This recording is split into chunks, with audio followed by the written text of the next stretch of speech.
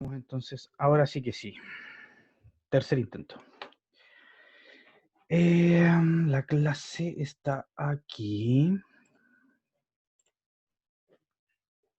Perfecto. Ya pues, como les decía, bienvenidos a la clase de hoy. No, voy a dejar el video apagado para no tener tantas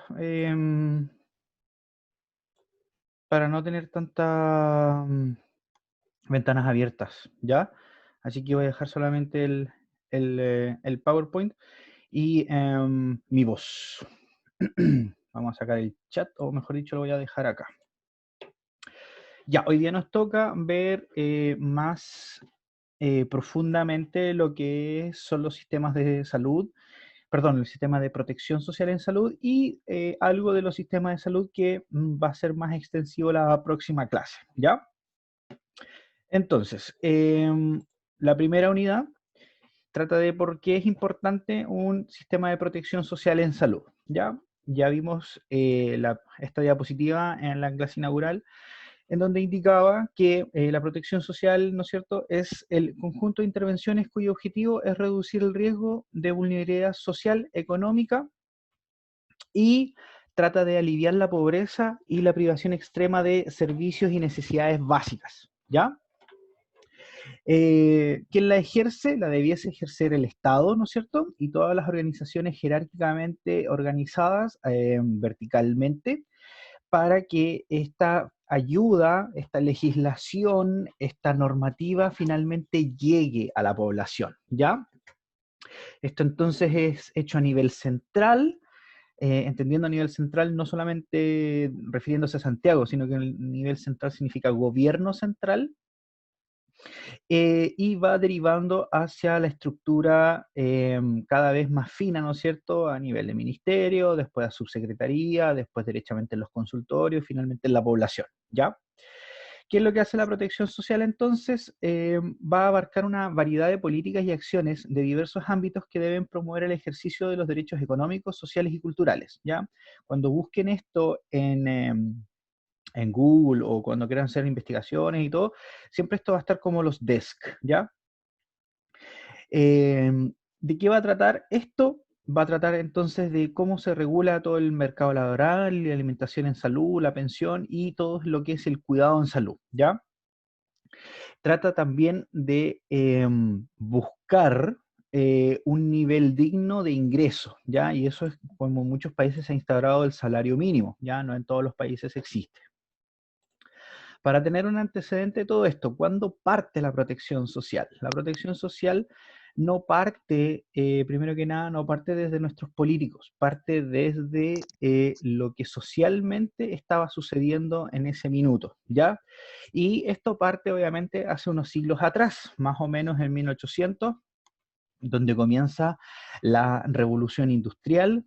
La industrialización en este minuto histórico es un proceso que viene iniciándose, principalmente en Inglaterra, donde fue uno de los países más rápidamente industrializados. Esta industrialización está promovida por la industria de la maquinaria al vapor, con todo lo que eso significa, ¿no es cierto? Una mejoría de los tiempos de trabajo. El tren a vapor implica una mejor conectividad y conexión con los demás lugares, ¿ya? Y hay que entender que esto parte en Europa, obviamente. Nosotros estábamos demasiado en pañales en el 1800 y comienza a expandirse a través de toda Europa, como sale ahí en la fotografía, a través más o menos de una oleada. Esa oleada tiene que ver con la tecnología y cómo se iban eh, intercalando los sistemas económicos para industrializarse cada vez más, ¿ya?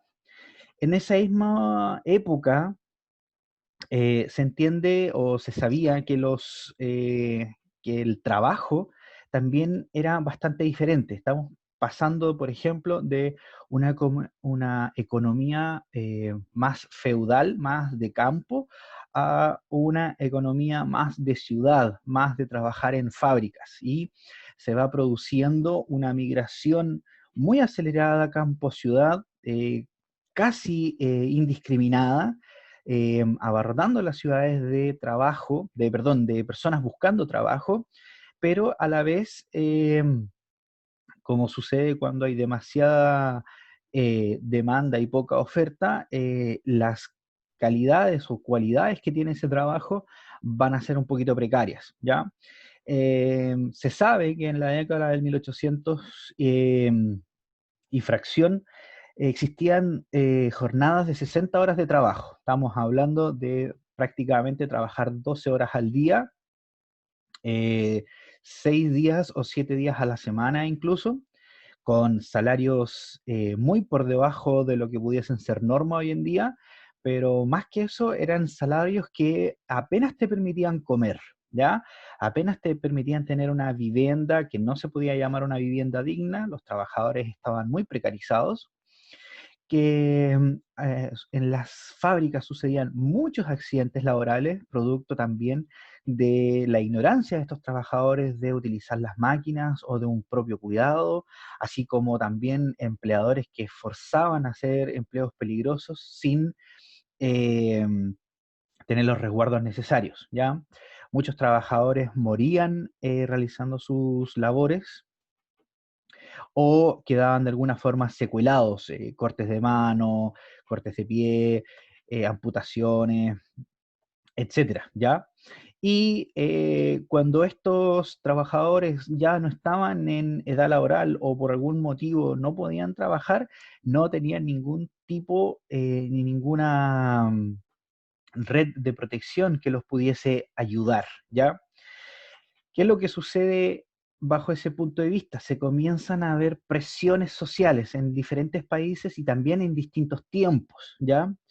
Debido a las presiones sociales, por ejemplo, Alemania fue uno de los primeros en realizar algún tipo de cambio constitucional que asegurase bajo ley y mandato algún tipo de protección hacia su población, ¿ya? Les quise también poner también ahí el ejemplo de Estados Unidos, que fue casi 50 años después, que no fue por presión social, o sea, por tanta presión social, porque sí lo fue por presión social, pero fue más que nada para hacer un salvataje a la nación, ¿ya? En Estados Unidos, después de la década del 30, después del quiebre del 29, de donde caen las bolsas negras, el Black Friday, ¿no es cierto? Queda tan compungida su economía que económicamente el país se va al carajo y tienen que mejorar y reestructurar cierta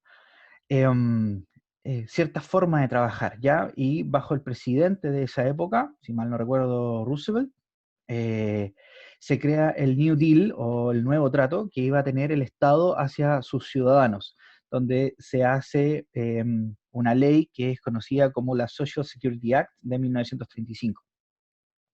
Y es con ella que se acuña el tema de la seguridad social ya como término definitivo, ¿ya? En la época del 1800 y llegando al 1900, las empresas no tenían ningún tipo de obligación legal, el Estado no daba ningún tipo de regulación sobre qué eran las obligaciones que tenía que tener esa empresa hacia sus trabajadores. ¿Hay alguien que tiene el micrófono abierto? Por favor, que lo cierre porque estoy escuchando todo. Eh, entonces, como les decía, el Estado no tenía ningún tipo de obligación, o perdón, mejor dicho, el Estado no obligaba a las empresas a tener ningún tipo de obligaciones a sus trabajadores. Si el trabajador se cortaba un dedo, por ejemplo, haciendo trabajo en la fábrica, el trabajador tenía que ir solito hacia la asistencia social, mejor dicho, hacia el hospital, de la forma que fuese, y él pagarse su atención. Y después, si le faltaba un dedo, eso no había ningún tipo de compensación por haber participado en un accidente laboral, ¿ya? No tenían ningún tipo de protección, por ejemplo, maternal o las pocas mujeres que trabajaban en la época, y tampoco había ningún tipo de protección hacia lo que es los adultos mayores o los empleados que quedaban secuelados, ¿ya? Pero a medida que van surgiendo estas presiones sociales, los estados cada vez, o las empresas, cada vez fueron haciendo cierto tipo de avances que pudieron permitirles trabajar mejor, ¿ya? Y sus empleados también sentían un poquito de mayor seguridad. Entonces comienzan a ver lo que son los ahorros privados, que son las primeras, por decir así, el seguro de social, pero en pañales, ¿ya? ¿De qué se trataba este seguro privado? En que cada trabajador se le quitaba parte de su sueldo, se le ponía en una caja de ahorro y esa caja de ahorro servía que, por ejemplo, si el trabajador tenía que asistir al médico por algún tipo de accidente o malestar, se sacaba la plata de ahí, ¿ya? Em, pero ¿qué es lo que sucedía? Que sus sueldos eran tan miserables que apenas este saquito de dinero servía para cubrir de forma muy precaria, obviamente, lo que pudiese ser su atención médica, ¿ya?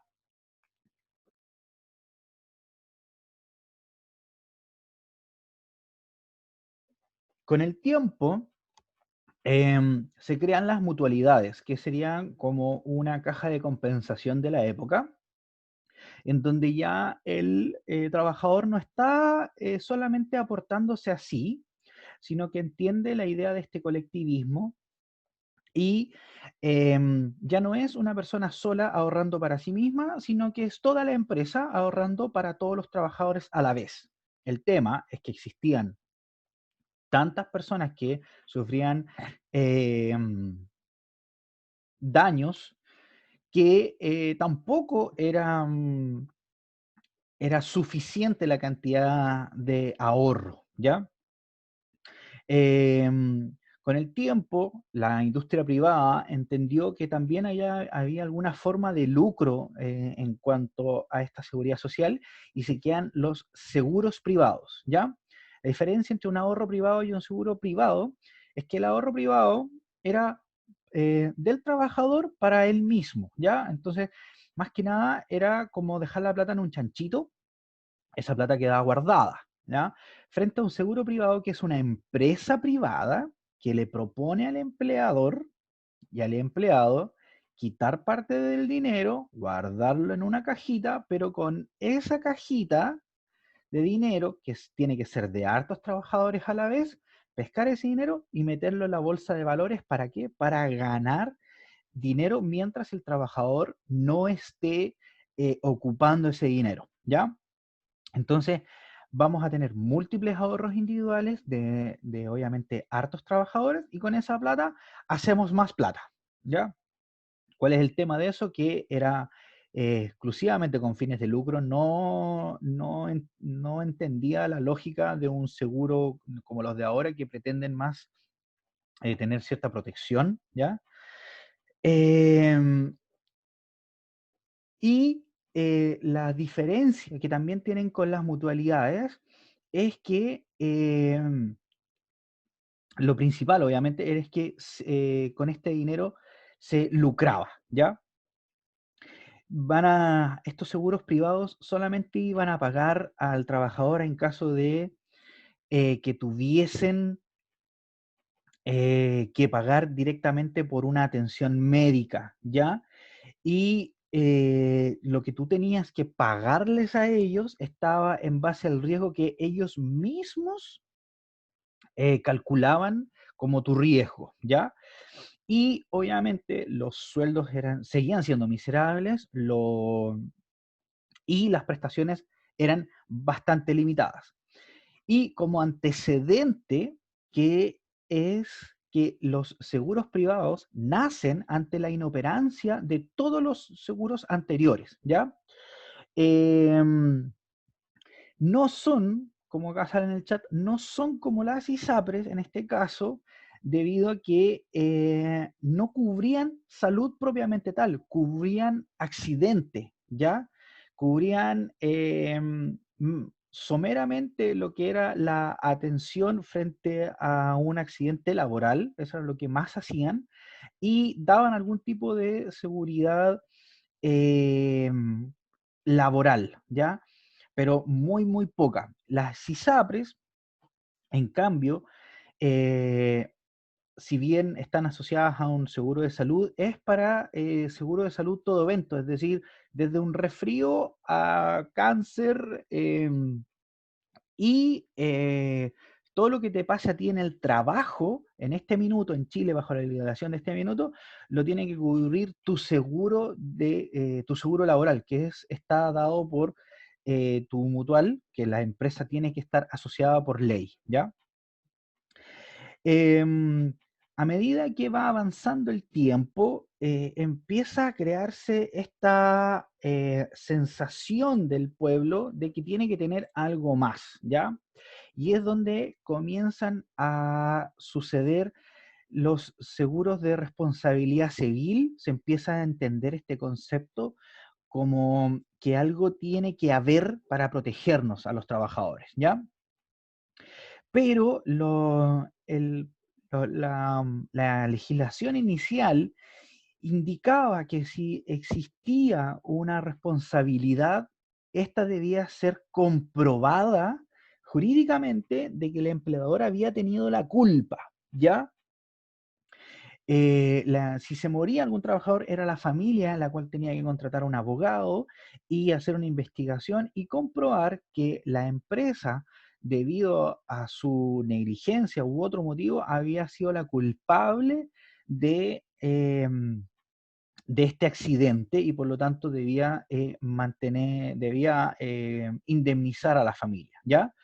Y por tanto era muy difícil, los gastos de abogado eran demasiado altos, mucha de la población no ejecutaba esta acción derechamente porque sabían que no iban a ganar, ¿ya? Y es así como, insisto, tanta presión popular que empiezan a haber pensamientos alrededor más o menos del 1890, 1897 para ser más exacto, donde se entiende el riesgo bajo lo que se llama la teoría del riesgo, ¿ya?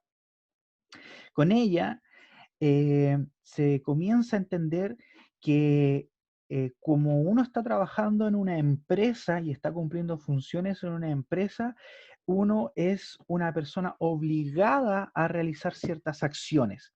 Y esas acciones van a indicarse de forma jerárquica. Quien te manda a realizar una acción es tu empleador y tú como empleado debes ejecutar dicha acción. Y si en esa acción se genera algún tipo de accidente, ya no es la culpa del trabajador, sino que debido a esta relación jerárquica, las obligaciones legales pasan a tu empleador, ¿ya? Y eso, que para uno puede ser en este minuto como súper obvio, en esa época era básicamente una herejía, ¿ya? ¿Por qué? Porque era impensado que una empresa debiese tener dichas obligaciones con sus empleadores, ¿ya? Y con el tiempo también comenzaron a haber asistencias sociales, ¿ya? Pero vinieron por otro camino, vinieron por un camino un poquito más estatal de entender que debemos solucionar el tema de la indigencia, ¿ya? Y otro tipo el, y otro tipo de em, soluciones hacia una población muy, muy precaria, ¿ya? Entonces, lo que sucedió ahí fue que ya existía cierta estructura, pudiésemos decirlo, religiosa, que daba asistencia hacia los más necesitados, pero como les decía, se comenzó a entender la idea de que esto debiese ser normado por ley, ¿ya? Y eran dineros que se le quitaban a los empleados, pues se ponían se financiaban entonces con ellos hospicios y hospitales con tal de que esa gente pudiese tener acceso y no fueran olvidados, ¿ya? Pero todo muy precario, ¿ya? Y aquí hay algunos antecedentes de lo que le estaba comentando, cuáles eran las ideas políticas de la época, ¿ya? Todo lo anterior, todo lo que comentamos, los seguros sociales, perdón, los seguros privados, los seguros individuales, las cajas de mutualidad, etcétera, eran parte de un sistema, ¿ya? No existía una organización que diese una normativa general, sino que más bien eran iniciativas propias de las empresas o de ciertos municipios a entregar cierto tipo de protección, ¿ya? No había una dinámica estatal hasta la época, ¿ya? ¿Y por qué comienza a suceder esto? Por presiones políticas, presiones de los trabajadores, ¿ya? Es así como, por ejemplo, ¿qué teníamos de antecedente en Alemania? En Alemania se había publicado 30 años antes Das Kapital de Karl Marx, en que decía que este trabajo, las ganancias de la empresa debían ser para los trabajadores, puesto que ellas provenían del trabajo, provenían de el capital realizado por los trabajadores, ¿ya? Entonces, teníamos ese como antecedente, ¿ya? Ahora, tenemos que tener en consideración que la imprenta y la comunicación de esa época implicaba que si tú publicabas algo, no arrancaba tan rápido como lo es ahora. O sea, uno ahora tiene una publicación y en un año, incluso menos de un año, uno es bastante conocido. En cambio, en esa época, después de unos 10 años, recién los libros eran eh, conocidos, incluso publicar un libro en esa época era muy, muy difícil, ¿ya? Entonces, ¿qué es lo que sucede? Teniendo en consideración lo que está sucediendo en Europa, cada vez asociaciones de obreros más fuertes, el canciller de la época de Alemania, que fue llamado el canciller de hierro, propone una serie de medidas, ¿ya? Él propone realizar una jurisdicción frente a esto, agrupar toda la protección social y crear un sistema de protección que lo pudiese solventar este tipo de necesidades del pueblo, ¿ya? Y crea un sistema de seguridad social llamados cajas de enfermedad, en la época de 1883, ¿ya? Y es uno de los primeros antecedentes fuertes que implicaban una organización estatal y una aglutinación de todos los seguros que pudiesen haber de la época, ¿ya? Por su parte, Francia tenía organizaciones gremiales que agrupaban a sus miembros, a organizaciones de, por ejemplo, médicos, agrupaciones de abogados, ¿no es cierto?, que tenían cierto tipo, ellos mismos habían creado cierto tipo de seguridad, pero para ellos mismos, ¿ya? Eran agrupaciones privadas para protección privada, por decirlo así, ¿ya?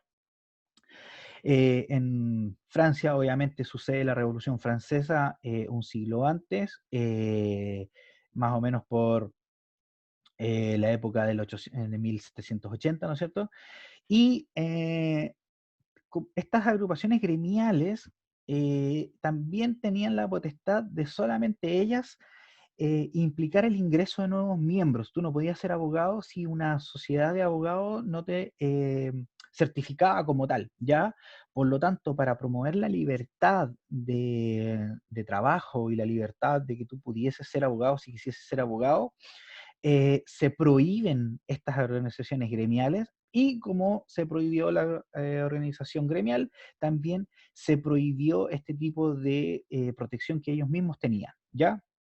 Como una secuela aparte, ¿ya? Porque lo ideal que ellos, lo que se quería con esta prohibición era más que nada terminar con, con esta potestad que tenían los gremios de ellos mismos solamente dar títulos, ¿ya?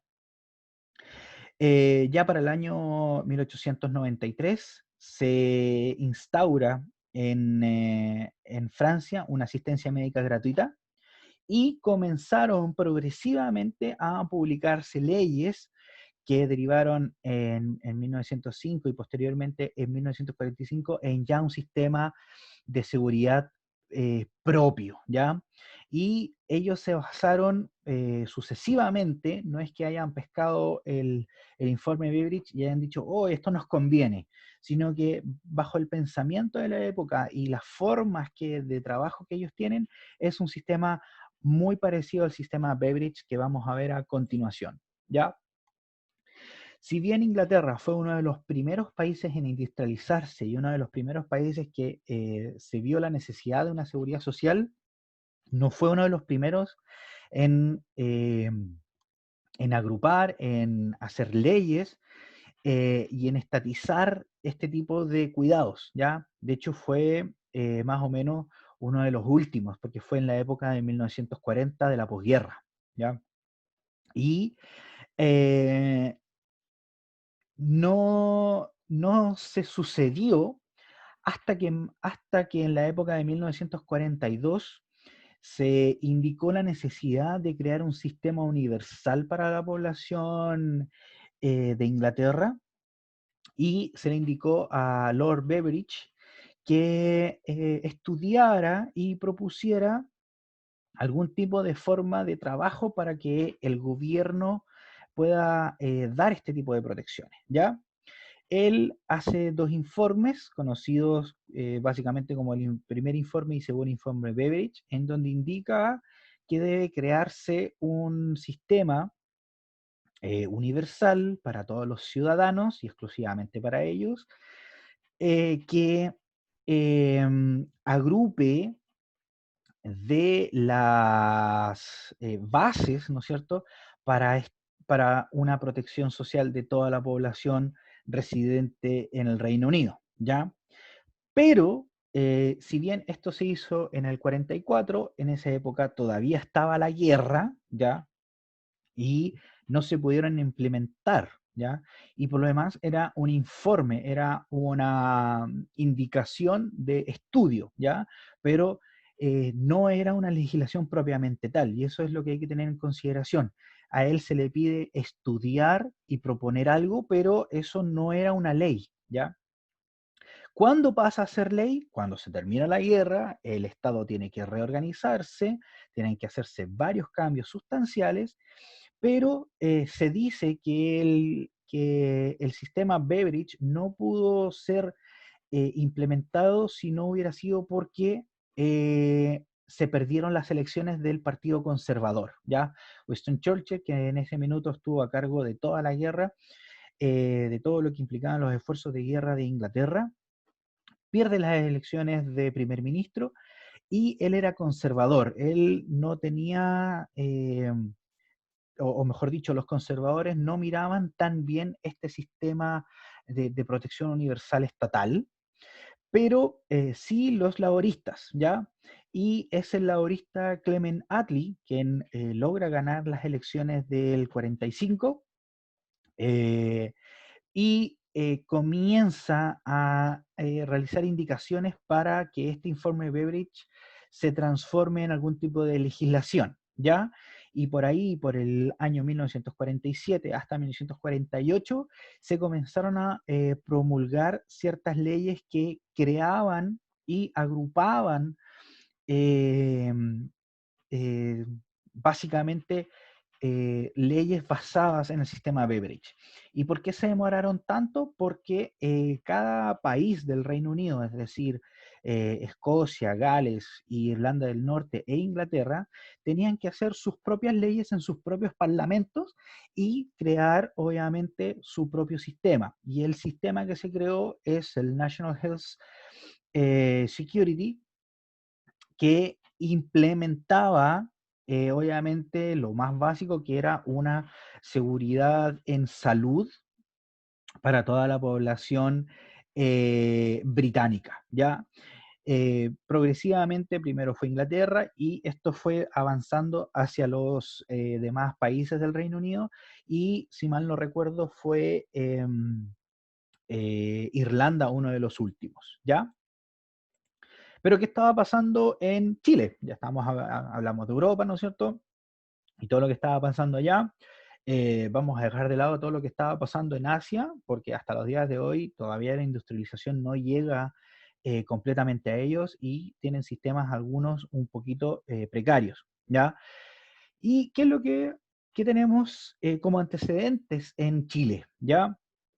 A nosotros esta oleada de los seguros nos llega un poquito más tarde, pero tenemos el primer antecedente en 1924 en donde se crea la Caja del Seguro Obrero, ¿ya? Es uno de los primeros antecedentes que tenemos nosotros, ¿ya? Después, en la década del 50, tenemos el programa de alimentación complementaria, que le da leche a todas las madres, ¿no es cierto?, que atienden en que son atendidas en los consultorios, y esto es uno de los programas que hasta los días de hoy, de alguna u otra forma, siguen funcionando, ¿ya? En 1958 se crea también el programa de alimentación escolar, también que hasta los días de hoy está andando. ¿Y quién lo iba a dar esto? La Junta Nacional de Auxilio Escolar y las becas, que podía entregar hasta 3 colaciones eh, en los, eh, em, en los recintos educacionales, ¿ya? Pero en primera instancia era solamente para los más pequeños y eran solamente para los de más escasos recursos, ¿ya? Esto lo vamos a ver en extensión en la clase siguiente, pero más o menos lo tienen que tener claro que estos son los antecedentes a nivel nacional, ¿ya? Ahora, como ya entendimos lo que eran los sistemas de protección social, tenemos que ir a lo que nos compete como servicio de salud, como profesionales de la salud, ¿ya? Y tenemos que entender que los modelos de salud van a estar basados en lo que piensa la población de lo que implica su salud, ¿ya? Eso van a ser, como sale ahí en la diapositiva, es una filosofía de trabajo mediante el cual se entiende el proceso salud, enfermedad y atención de estos trabajadores, implementando prácticas sociales de salud, ¿ya? Hay que entender entonces cómo vamos a financiar esto, es decir, quién paga, entendiendo que no existe una gratuidad verdadera en ningún tipo de sistema, ya que siempre va a ser el ciudadano que pague de forma directa o indirecta por su atención. La forma directa es que yo voy a una clínica y le digo al médico, atiéndame, y el médico me va a decir, ok, la atención tiene un costo de tanto. Perfecto, yo lo pago y ese es un pago directo. Cuando hablamos de un pago indirecto es que yo voy al médico y mediante algún tipo de bono, inscripción o lista, él me atiende, no me cobra a mí, pero yo, mediante los impuestos que le pago al Estado, sale de mi dinero, de mi trabajo, sale algún tipo de porcentaje a una bolsa general y de esa bolsa general el Estado le paga al médico. Es decir, siempre va a haber un pago, ¿ya? Más o menos, o directo o indirecto, pero siempre lo hay, ¿ya? Y las diferentes sociedades entienden la salud o el proceso salud, enfermedad y atención, lo pueden entender como bienes de consumo o bienes sociales, ¿ya? Por ejemplo, en Estados Unidos se entiende la salud no como un derecho, sino más bien lo entienden como una extensión de su capacidad económica, ¿ya? Mientras que en países con un pensamiento un poquito más hacia la izquierda, podemos entenderlo como un bien social, ¿ya? Pero insisto, siempre de alguna forma esto se va pagando, ¿ya? Como servicio no existen las cosas gratis, ¿ya? Siempre alguien paga. ¿Y cómo se paga? Frente a este tipo de pensamiento, se va a pagar con algún pago directo, algún copago de forma indirecta, se está pagando y a ti se está pagando con los impuestos y lo que falta lo tienes que pagar tú, o derechamente existe gratuidad de forma inmediata, pero insisto, yo lo estoy pagando a través de mis impuestos, por lo tanto, no es una gratuidad verdadera, ¿ya? Cuando pensamos en este modelo de salud, tenemos que también tener en consideración qué tipo de salud se me está entregando, ¿ya? Y el tipo de salud va a estar determinado por el servicio que se puede entregar. Si existe gratuidad o, mejor dicho, que yo tengo asegurado solamente las urgencias, si la medicina general también está incluida los servicios que me puede dar el hospital, o tengo que yo pagar por cosas extra, si la cirugía electiva o la cirugía cosmética está también integrada en el servicio, qué pasa con nuestros enfermos crónicos, y además siempre nosotros hablamos de medicina, como si el médico fuese el único que interviene en la salud, y tenemos muchos profesionales de salud que intervienen de una u otra forma en este estado de salud, que pueden ser los odontólogos, el tecnólogo médico, trabajando en el hospital o trabajando en una clínica privada, fonoaudiólogos, kinesiólogos, el terapéutico ocupacional, el psicólogo, ¿ya? Todos los que, ahí por ejemplo también me faltó el obstetra, los matrones, van a obviamente también ser parte de este sistema o modelo de salud y tenemos que entenderlo como un todo, ¿ya? ¿Qué entendemos como medicina? La medicina occidental moderna se despliegan prácticas profesionales ordenadas en disciplinas debidamente jerarquizadas. Eso se entiende nuevamente con lo que yo les comentaba de una jerarquización con poder central. Se decide a través de un ministerio de salud, los programas de salud, y eso se va para abajo hasta que le llega al ciudadano de a pie, ¿ya? Em, en todo modelo van a coexistir las concepciones, las ideas sobre las personas y sus derechos, ¿ya? Sobre la ética que debe existir sobre el profesional y sobre la participación de dicho sujeto en el sistema de salud, entendiendo que no es solamente el médico, el dentista, el tecnólogo, el terapeuta, quien realiza salud, quien promueve la salud, sino que debe ser el mismo ciudadano el que en su casa, en su diario vivir, se cuida, desde comer saludablemente, hacer deporte y no participar en conductas de riesgo, por ejemplo, fumar, ¿ya? Cada una de esas concepciones, perdón, va a implicar que haya un vínculo entre lo que son los pacientes y quienes prestan servicios de salud para ellos, ¿ya? Entonces, como sale ahí en la diapositiva, se va a adquirir un vínculo entre, dependiendo de cómo estás pensando este modelo de salud, entre un paciente, un cliente, un usuario o un beneficiario versus la gente que brinda salud, que sería el personal de salud, el prestador de salud o los profesionales de salud, ¿ya? Y todo eso tenemos que entenderlo bajo la lógica político-económica, ¿ya? Del país que estamos hablando. Saltamos para Argentina y tienen otra concepción de salud, saltamos para Europa, tienen otra concepción de salud, volvemos a América del Norte y tiene otra concepción de salud, ¿ya? Cada país tiene su propia idiosincrasia y obviamente eso tiene que ver con la forma educacional que ellos han tenido, ¿ya? A nivel general, podemos hablar que existen tres tipos de modelos en salud. Uno que pudiese llamarse puramente estatal, en donde los países comunistas son el referente en este caso. ¿Y por qué hay que aclarar que son puramente estatales? Porque la gracia que tienen estos es que no permiten una iniciativa privada. Es decir, yo como dentista en Cuba solamente puedo participar a nivel estatal del servicio. No puedo tener una clínica particular donde yo cobre por mis servicios, ¿ya? No existe ese tipo de iniciativa privada, menos en Corea del Norte, en donde el comunismo es mucho más apretado, ¿ya? Em, ¿Qué es lo que tienen estos servicios de salud? Son servicios muy, muy precarios, abocados a lo que es la prevención más que la intervención, lo cual no es malo, porque obviamente es mucho más barato prevenir que intervenir. Pero tenemos salud bastante poco innovada, bastante atrasada y con servicios y educación de los médicos bastante básica, ¿ya?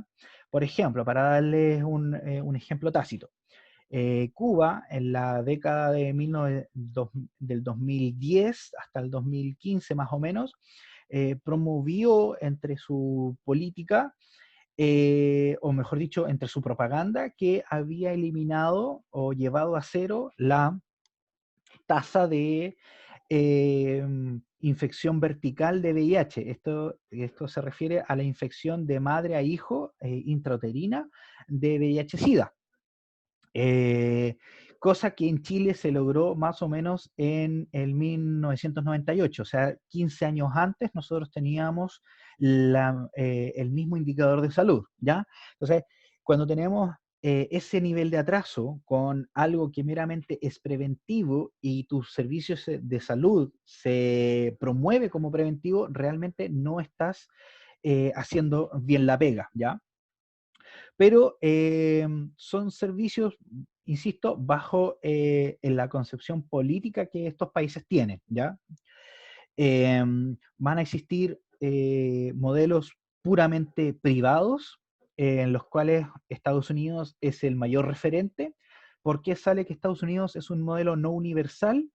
Esto es porque por ley todo trabajador va a tener acceso a la salud cuando contrate un servicio, un seguro de salud. Ese es un seguro privado, ¿no es cierto? Bajo la concepción que ya se les explicó de lo que significa seguro privado, que va a estar dado la salud en base a cuánto el ciudadano paga. Entre más pago, más salud tengo.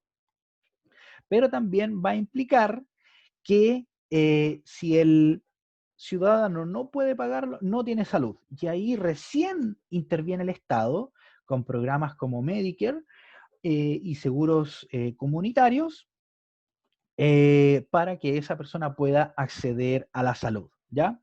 Y en contraposición, un seguro privado universal en Israel, en donde todos los ciudadanos, trabajen o no, tienen un seguro con una prima casi estandarizada, y todos tienen un acceso universal a la salud, ¿ya? Y vamos a tener los modelos mixtos, donde los países europeos son los referentes, y ahí están los dos sistemas que les comentaba anteriormente, los sistemas llamados bismarckianos y los tipo Beveridge, ¿ya? En los países del centro, de características prusianas, como lo son Alemania, Austria, Luxemburgo, Holanda, eh, la concepción que ellos tienen, o mejor dicho, en qué se basaron, fueron en las leyes de Bismarck, propiamente tal en Alemania, en primera instancia, ¿ya? Eh, versus los países como Reino Unido, Suecia, Finlandia, Noruega y Dinamarca, que basaron su salud y su seguro de protección social en el sistema Beveridge, ¿ya? ¿Cuáles son las diferencias?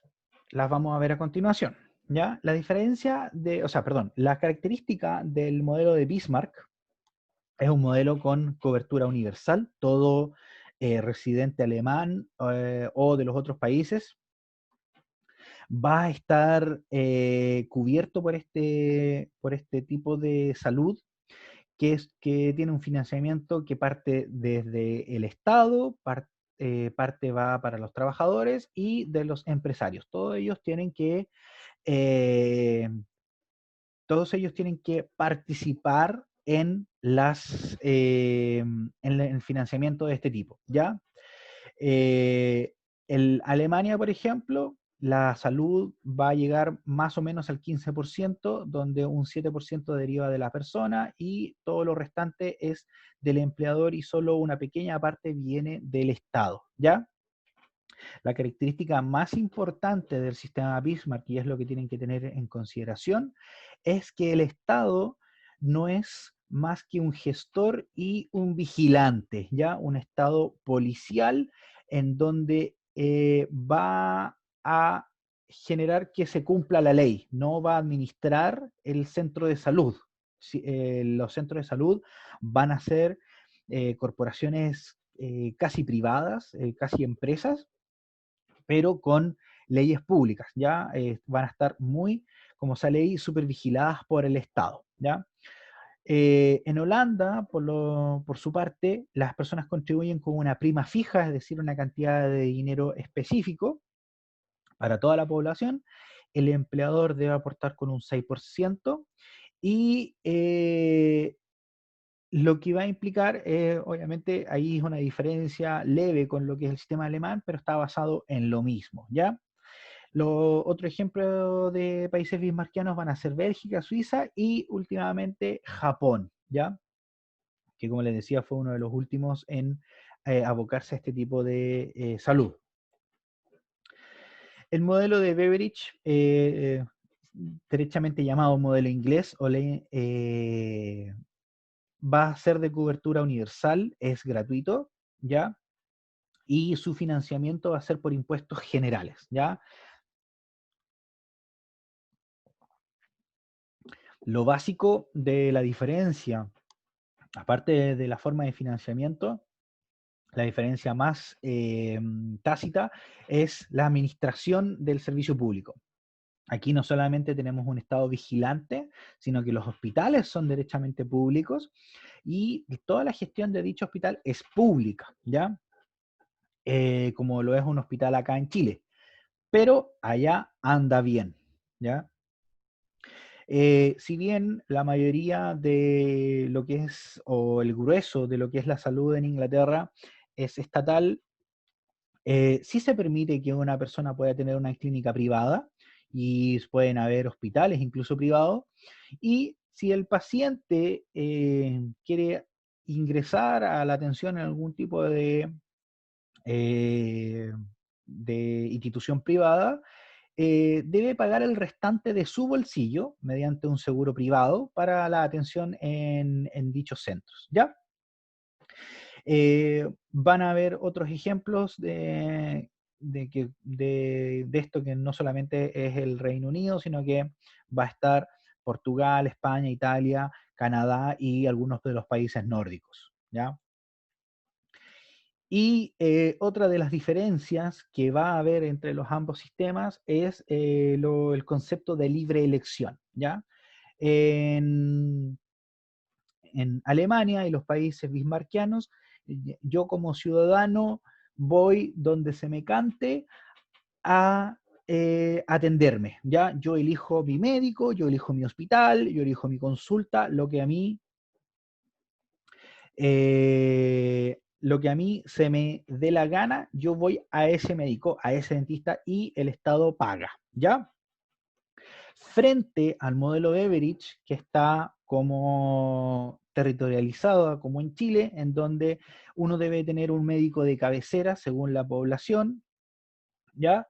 Y vamos a ir a ese médico, se nos obliga a ir a ese médico y es ahí donde muchos de los detractores de estos sistemas llaman a esto como un sistema de salud socialista en donde el Estado te obliga a ir a un solo médico, ¿ya? Eh, y bajo todo lo anterior, ¿cómo clasificamos a Chile? ¿Dónde cabe nuestro tipo de salud? Y como hartas cosas en Chile, nuestro sistema de salud también es a la chilena. Nosotros no tenemos un sistema Beveridge, ni un sistema bismarckiano, ni tampoco un sistema puramente estatal, ni siquiera un sistema puramente privado. Nosotros tenemos lo que yo he llamado una convivencia pública-privada. No, Dana, no se habla de un sistema mixto, porque cuando hablamos de un sistema mixto, tenemos una interdigitación entre lo que es público-privado.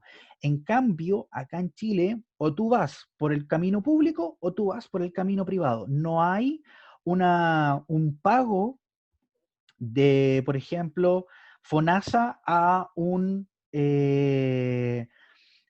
privado si es que no hay convenio propiamente tal, ¿ya? Nosotros como sistema de salud tenemos dos vías, como les dije, la vía pública, que es la del Fondo Nacional de Salud, FONASA, y la vía del Instituto de Salud previsional, perdón, que serían las ISAPRES, ¿ya? ¿Cómo se financian estos sistemas? Te quitan el 7% de tu sueldo hasta 2 millones de pesos. Si tú ganas más de eso, no te van a quitar más que el 7% de 2 millones de pesos, ¿ya? Esa plata va a destinarse de dos maneras muy diferentes. Si tú eres FONASA, todo ese dinero se lleva a un saco y con ese saco de plata se financian los hospitales, se financian los sueldos, se financian las atenciones, etc. Pero es un sistema en donde hay básicamente una cajita de ahorro y de esa caja de ahorro se saca según necesidad para pagar los distintos servicios. Frente a un instituto de salud previsional que serían las ISAPRES, en donde tú pones en tu cajón de dinero cierta cantidad de dinero. Déjame terminar con este punto y te respondo al tiro, Romina. Tú pones plata en tu propio cajón de dinero, pero, y aquí está lo malo, no tienes acceso a ese cajón de dinero. El Instituto de Salud Previsional te dice, bajo la definición que ellos mismos indican, que van a pagar hasta cierto porcentaje de dinero por tu atención. Ya es ahí cuando uno tiene que pagar el extra, lo que se llama el copago. Eh, entonces uno tiene que pagar lo que no está pagando la ISAPRE. Insisto, bajo la propia definición de la ISAPRE te va a pagar el 80% del día cama, el 80% de tu tratamiento contra el cáncer, o el 60% o el 40%. Van a estar dados las atenciones en salud en base a lo que tú compraste como salud, ¿ya? Y también eso da la diferencia, porque en el sistema del Fondo Nacional de Salud, de FONASA, existe un plan único de salud, existe un solo plan de salud que cubre todo lo que tú necesitas, ¿ya? En cambio, en la ISAPRE uno va a contratar servicios eh, bajo la modalidad de que ese 7% me va a cubrir una cierta cantidad de prestaciones. Si yo gano más dinero, se me ofrecen planes de salud, como quien te ofrece un plan de teléfono, con mayores o menores prestaciones, ¿ya? Es un sistema individual en donde yo no tengo acceso al dinero acumulado, sino que se saca dinero a necesidad y, como les dije anteriormente, las propias ISAPRES indican cuánto dinero tú puedes sacar, ¿ya? ¿Qué pasa con el dinero? ¿Qué pasa con ese cajón de dinero? Los institutos de salud provisional pescan esa plata e invierten en la bolsa para, obviamente, generar lucro con eso, ¿ya? Y eso está respetado por ley. Vamos aquí a responder dos preguntitas. Primero estaba Paula Bendaño, dice, ¿se parecen a los sistemas de pensiones? ¿A qué te refieres a eso? Porque ya pasamos a otra parte, ya pasamos al lo que es sistema de salud que no tiene nada que ver con la pensión, ¿ya? No, me refería a los de cuando hablaba del modelo de Bismarck, ¿Ya? parecía, pero el sistema antiguo de pensiones que teníamos en Chile. Eso lo era eso. Sí, antes teníamos el INP, pero el INP solamente implicaba tu seguridad cuando dejabas de trabajar, ¿ya? El sistema de salud Beveridge, el sistema de salud Bismarck, es un sistema de protección general, donde está lo que es tu salud, tu pensión, tu maternidad, etcétera, ¿ya? Es mucho, mucho más amplio, más que el INP, ¿ya? Es mucho, mucho más grande. Acá, Romina dice, y en caso de urgencia, se supone que ahí correría la ley de urgencia y si yo asisto a un sistema privado, FONASA lo respalda por una cantidad de días. Exactamente. Va a estar respaldado, la ley de urgencia no tiene mucho tiempo en todo caso, pero va a estar respaldado en el sentido de que cuando tú estés listo para irte, te van a cambiar de cama, te van a cambiar de un sistema a otro, ¿ya? Bajo la ley de urgencias, tú vas a llegar a cualquier, la ambulancia, mejor dicho, te tiene que llevar a cualquier hospital al que esté más cercano y de forma más expedita, y va a cubrir tu salud y todos los procedimientos que se requieran para que tú quedes estabilizado y cuando seas estabilizado, derivado al centro de salud que te corresponde por previsión, ya sea público o privado, ¿ah? Porque cuando uno es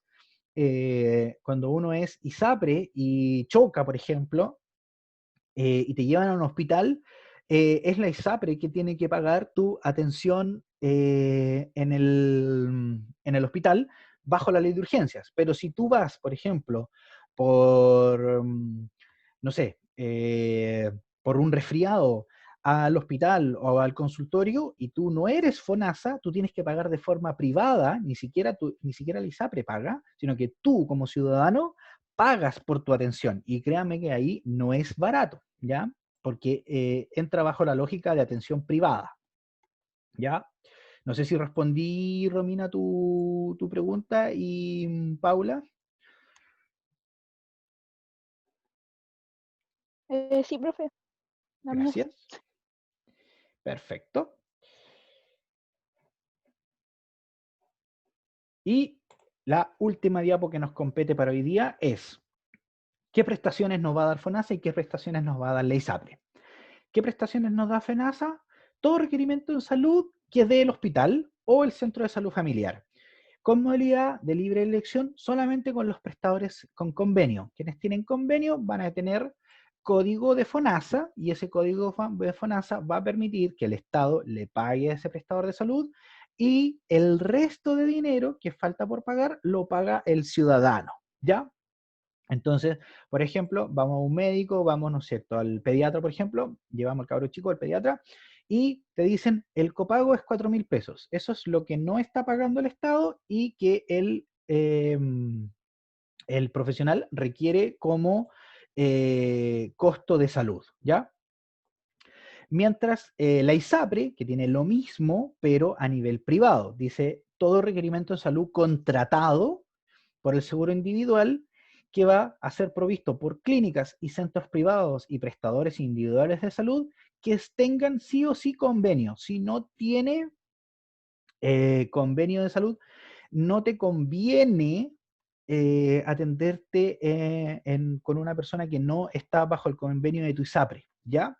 Entonces, cuando hablamos de libre elección, porque así se llama, modalidad de libre elección, realmente de qué libertad estamos hablando, porque la ISAPRE es la que te dice, usted atiéndase con este grupo de médicos, ¿ya? Por ejemplo, para tener un ejemplo tácito, yo tengo que usar lentes y me quería operar para no tener que usar más lentes. Y mi ISAPRE me dice, sí, le sale barato, le sale alrededor de 200.000 pesos, operarse en Santiago con este médico, alrededor de 5 médicos que me cubría la ISAPRE. ¿Qué pasa si yo digo, no, yo no puedo ir a Santiago, perder un mes de trabajo y quiero operarme acá en Puerto Montt, porque acá en Puerto Montt hay también oftalmólogos, ¿por qué no voy a poder operarme acá? Me dice la ISAPRE, perfecto, si usted se quiere operar acá, tiene que operarse, pero tiene que pagar todo lo que no va a cubrir la ISAPRE.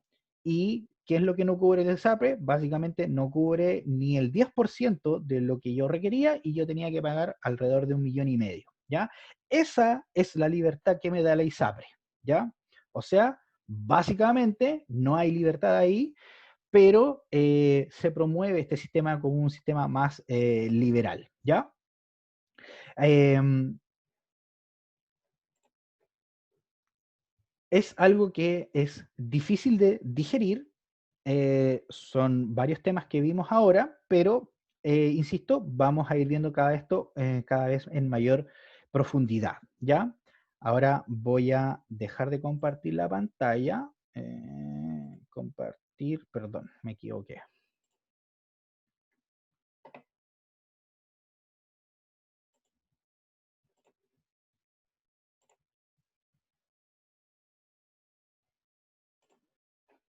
Ahí creo que dejé de compartir pantalla, ¿no?